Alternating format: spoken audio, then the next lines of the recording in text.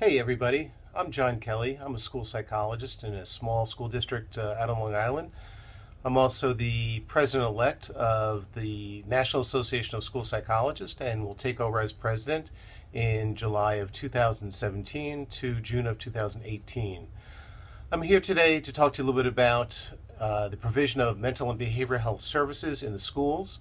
It's a critical topic for us to be talking about, and one that has garnered a lot of attention recently because of the needs of children.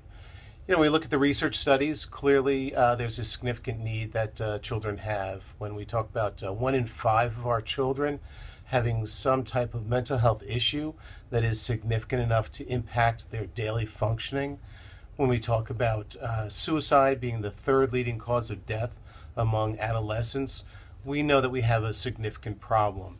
To make it even worse, unfortunately, we don't have enough providers in the community that are either qualified or willing to work with children. And that presents a significant factor when we're dealing with the crisis of children's mental health. The statistics will tell us that out of those children that need the service, those 1 in 5 kids, or those kids that are struggling with depression and suicidal thoughts, that 60 to 80% of those kids do not get services at all. When the kids do get service, where do they get it? Well, the vast majority of kids get it in the schools.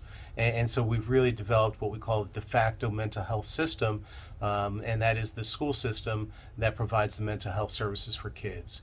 So I think it's important for us as school personnel to really take on that responsibility to recognize the importance of the service that we provide.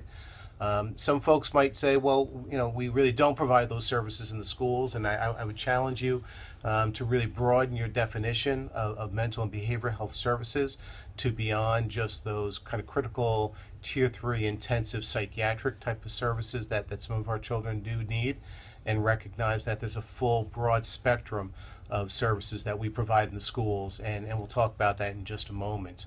I think the other important piece to really take a look at is really the benefits of providing these types of services in the schools. The reality is that the research is building day after day that really points to the positive impact of providing mental and behavioral health services in the schools, of infusing social emotional learning into the classroom, things of that nature. We know that children benefit not only academically, in terms of their academic skills and their performance in the classroom, but we know long term that they benefit in life, and it really helps them to thrive in their lives. So what the challenge really is try to take a look at, well, what can we provide and what's appropriate to provide in the schools as it relates to mental and behavioral health services. And to me, this is where a multi-tiered system of support framework really comes into play and fits perfectly. Because when we talk about a multi-tiered system of support, what we're really talking about is a multi-layered system of support that has many different types of supports built in and on top of each other.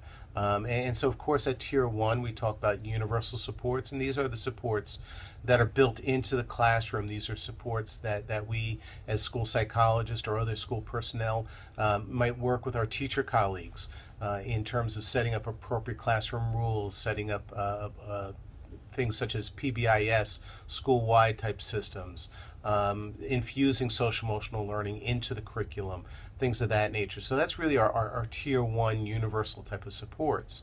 Our Tier 2, or our targeted supports, are more of our interventions that we put into place for kids that are starting to display difficulties, potential social emotional problems, or actual diagnosis of mental health issue. And these are the type of services that we might provide more, say, in a group type setting, a social skills group or an anger management group or positive decision making type of group. These are ones where we might build in some family supports, begin to work with the family in terms of things that are happening at home, and help to structure more parenting type of issues that might help the child themselves. And so we really want to target the type of supports there. And then, of course, at Tier 3, which is our intensive level of supports, is really where we have the individual services, the cognitive behavioral type services.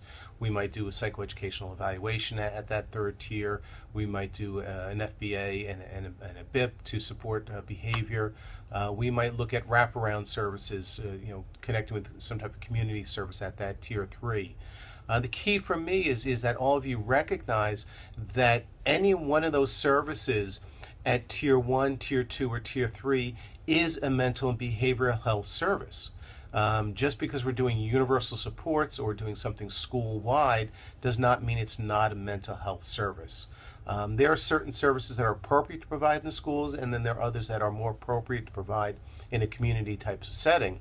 However, we need to recognize, we need to own the fact that in fact we do provide these mental and behavioral health services within the school setting, and they do benefit kids.